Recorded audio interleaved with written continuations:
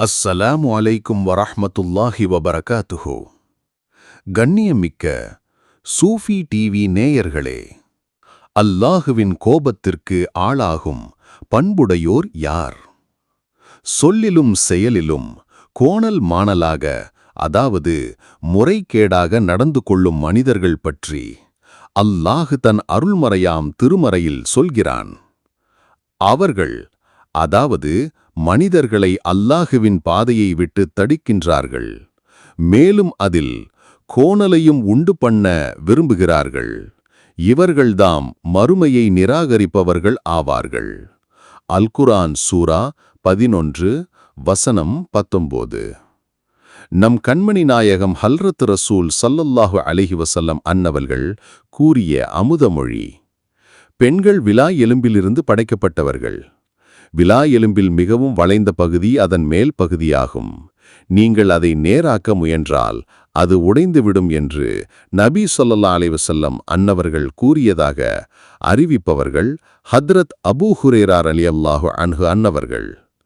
ஆதார நூல் சஹீஹ் புகாரி ஷரீஃப் 5186 ஹதீஸ். ஆதமின் மகனின் உறுப்புகள் நாவிடம். எங்களது விஷயத்தில் அல்லாஹ்வை அஞ்சிக்கொள், தவறாக ஏதும் பேசிவிடாதே. நீ தவறுகளில் ஈடுபடாமல் சரியாக இருந்தால் நாங்களும் சரியாக இருப்போம். நீ கோணலாகி, அதாவது தவறில் ஈடுபட்டு விட்டால் நாங்களும் கோணலாகி விடுவோம் என்று தினந்தோறும் கூறுகின்றதா என்று நபி ஸல்லல்லாஹு அலைஹி வஸல்லம் அன்னவர்கள் கூறியதாக ஹத்ரத் அபூ சயீத் அல்-குத்ரி ரலியல்லாஹு அன்ஹு அன்னவர்கள் அறிவிக்கிறார்கள். ஆதார நூல் திர்மீதி ஷரீஃப் 2347 ஹதீஸ். நல்லோர்களது நற்சொற்கள். ஒரு தடவை ஹத்ரத் உமர் ரலியல்லாஹு அன்ஹு அன்னவர்கள் தன் அரசாட்சிக்கு கட்டுப்படுமாறு மக்களுக்கு உபதேசம் செய்து கொண்டிருந்தபோது ஒருவர் எழுந்து நின்று, உங்கள் விஷயத்தில் ஏதேனும் கோணல் மாணலை, அதாவது முறைகேட்டை நாங்கள் கண்டால் எங்களது வாளால் அதை சீராக்குவோம் என்றார்.